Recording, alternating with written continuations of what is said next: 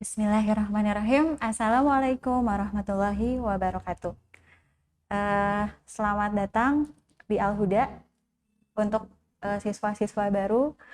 Hari ini Ibu perkenalkan dulu. Nama Ibu adalah Siti Khaironisa, SAK. Populer di Al-Huda dengan panggilan Ibu Nisa. Ibu di Al-Huda diamanahi menyampaikan mata pelajaran ekonomi, baik itu ekonomi peminatan untuk jurusan IIS ataupun ekonomi lintas minat untuk jurusan MIA dan IIK. Baik, perkenalan cukup. Sebelumnya di jenjang SMP atau MTS mungkin yang kalian kenal adalah mata pelajaran ilmu pengetahuan sosial atau IPS. Ekonomi sendiri merupakan bagian dari IPS, dari mata pelajaran IPS.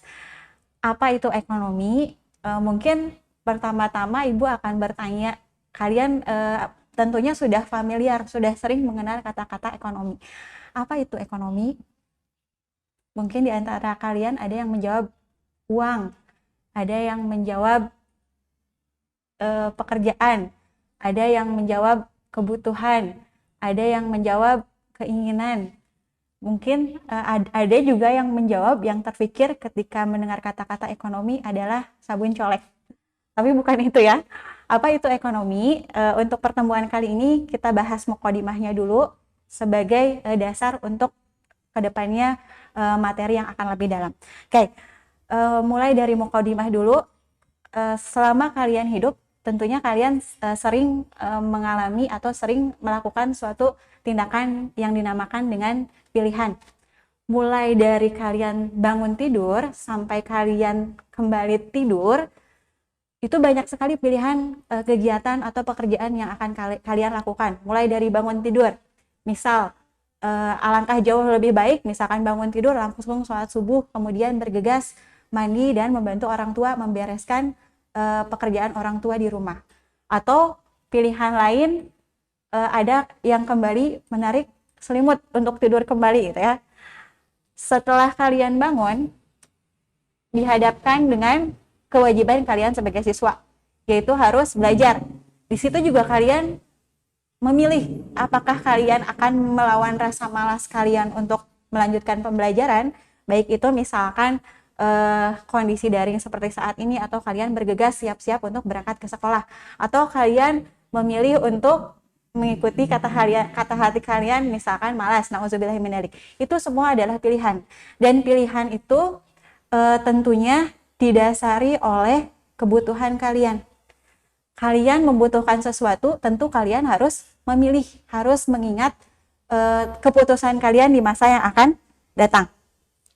Ya, jadi banyak pilihan yang harus dilakukan. Nah, ilmu ekonomi itu sendiri bisa membantu kalian untuk menentukan pilihan apa yang akan kalian lakukan.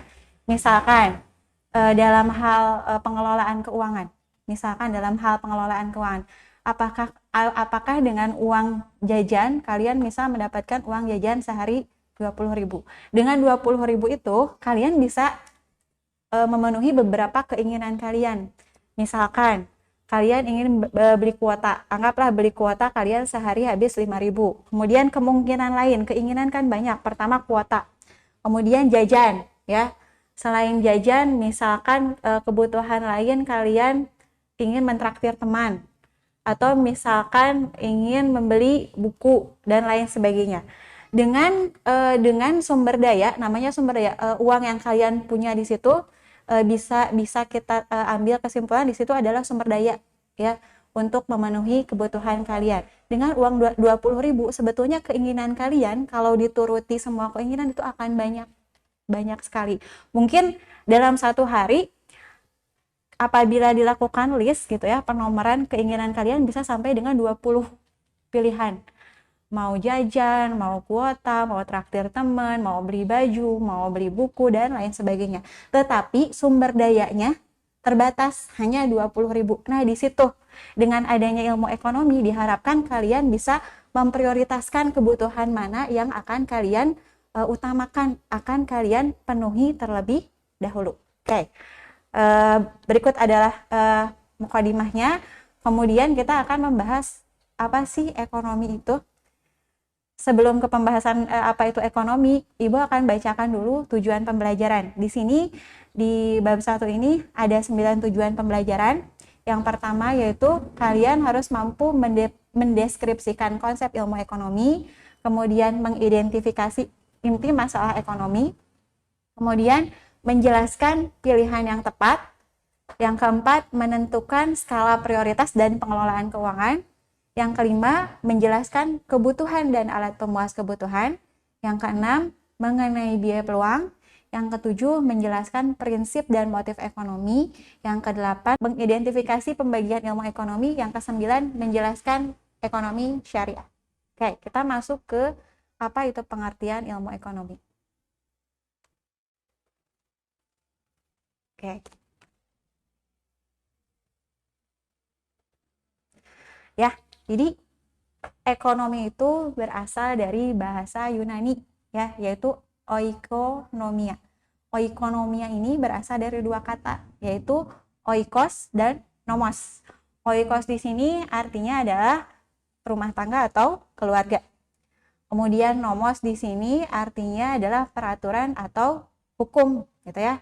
Jadi kenapa sih mungkin di antara kalian ada yang bertanya, ekonomi yang kalian kenal itu kan ekonomi skupnya itu bahasanya negara atau antar negara atau internasional. Kenapa yang diambil asal katanya dari rumah tangga atau peraturan rumah tangga? Karena rumah tangga di sini dia adalah sebagai model interaksi pelaku ekonomi terkecil, gitu ya. Dimana di dalam keluarga itu ada anggota keluarga yang masing-masing punya kebutuhan yang berbeda. Kemudian kebutuhan tersebut harus dipenuhi oleh misalkan gaji atau pendapatan dari orang tua. Itu harus dilakukan pengaturan supaya kebutuhan terpenuhi dengan sumber daya yang ada, gitu ya. Jadi, kita masuk ke pengertian ekonomi menurut para ahli. Sebetulnya banyak sekali para ahli yang memberikan atau yang menjelaskan pengertian tentang ekonomi. Tapi yang akan dibahas kali ini di sini ada 4 ahli yang menjelaskan ilmu ekonomi. Yang pertama adalah Richard Gillespie. Beliau menjelaskan bahwa ilmu ekonomi adalah ilmu yang mempelajari pemanfaatan sumber daya langka untuk memenuhi keinginan manusia yang tidak terbatas, gitu ya. Jadi sumber dayanya langka, terbatas gitu. Kemudian keinginan manusianya tidak terbatas. Itu menurut Richard. Kemudian yang kedua, menurut George Mankiw, beliau mengemukakan bahwa ilmu ekonomi adalah studi tentang cara masyarakat mengelola sumber daya yang langka, ya. Kemudian menurut Robert B. Eklund, ilmu ekonomi adalah ilmu yang mempelajari cara individu dan masyarakat yang mempunyai keinginan yang tidak terbatas memilih untuk mengalokasikan sumber daya yang terbatas demi memenuhi kebutuhan mereka.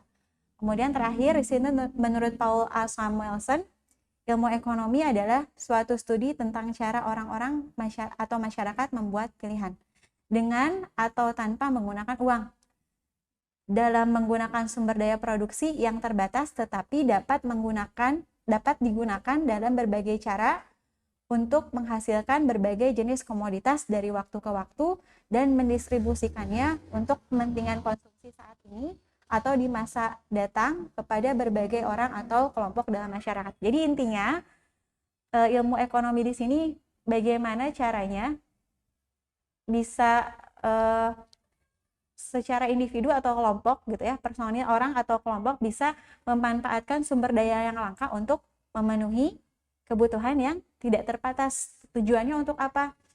Untuk mendapatkan kesejahteraan, gitu ya. Oke. Berikutnya kita masuk ke inti masalah ekonomi, ya. Nah, sumber daya itu terbagi menjadi 4 sumber daya alam. Yang pertama, kemudian yang kedua sumber daya manusia, yang ketiga adalah modal, yang keempat adalah keahlian atau keahlian dalam berwirausaha atau teknologi, ya. Jadi keempat sumber daya ini atau sumber daya ekonomi ini dia sifatnya terbatas. sedangkan kebutuhan manusia yang tidak terbatas. Di situ contohnya ada gambar anak-anak yang bermain bola, tapi tempatnya di jalan raya, ya. Di situ apa yang langka? Yang langka saat ini adalah, apalagi di kota-kota besar, tempat bermain untuk anak-anak, sehingga fasilitas umum atau di situ bahkan kan jalan raya itu tempat yang membahayakan untuk anak-anak bermain gitu ya. Nah, di situ terjadi kelangkaan sarana untuk anak-anak bermain. Oke. Kenapa terjadi kelangkaan? Penyebabnya di antara lain di sini ada 4. Yang pertama, keterbatasan benda pemuas kebutuhan di alam. Semakin lama jumlah penduduk yang menduduki atau yang hidup di dunia ini semakin banyak gitu ya. Atau misalkan kita bisa melihat fenomena-fenomena yang ada di sekitar kita, yang tadinya lahan hijau atau sawah misalkan dijadikan perumahan. Artinya apa? Kebutuhan manusianya semakin banyak, penduduknya semakin banyak dalam satu negara, akan semakin banyak juga membutuhkan tempat tinggal.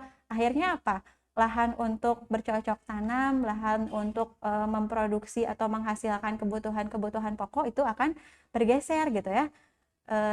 Jadi di sini benda pemuas kebutuhan di alamnya akan semakin langka atau terbatas.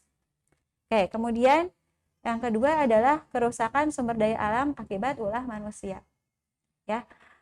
Jadi untuk pemanfaatannya sendiri, jelas manusia harus memikirkan keberlangsungan ekosistem untuk generasi-generasi yang akan datang gitu ya. Kemudian yang ketiga adalah keterbatasan kemampuan manusia mengolah sumber daya ekonomi yang ada. Di Indonesia kebanyakan keterbatasannya adalah di bidang teknologi gitu ya. Salah satu keterbatasannya di bidang teknologi, karena apa? Untuk mengolah sumber daya untuk bisa menghasilkan barang yang dengan kualitas yang baik dan jumlah yang banyak, itu diperlukan teknologi yang tinggi. Salah satunya itu karena tadi kemampuan manusia mengolah sumber daya ekonomi yang masih terbatas. Itu bisa menyebabkan kelangkaan. Oke, kemudian yang terakhir adalah peningkatan kebutuhan yang lebih cepat dibandingkan dengan penyediaan sarana pemuas kebutuhan. Jadi mobilitas pertumbuhan penduduknya jauh lebih cepat dibandingkan ketersediaan barang atau jasa yang dibutuhkan oleh manusia. Oke, anak-anak, untuk pertemuan kali ini mudah-mudahan kalian memperoleh manfaatnya, bisa mengambil pelajaran gitu ya, apa itu ekonomi, apa manfaatnya untuk kehidupan kalian. Kemudian yang terakhir bahasan kita tadi adalah mengenai inti masalah ekonomi. Untuk pertemuan kali ini dengan perkenalan dari pribadi Ibu sendiri dan perkenalan apa itu ekonomi, Ibu rasakan cukup. Bila ada pertanyaan, boleh silahkan kalian menulis komentarnya di Google Classroom atau menghubungi Ibu langsung via WhatsApp. Oke, terima kasih atas perhatiannya. Assalamualaikum warahmatullahi wabarakatuh.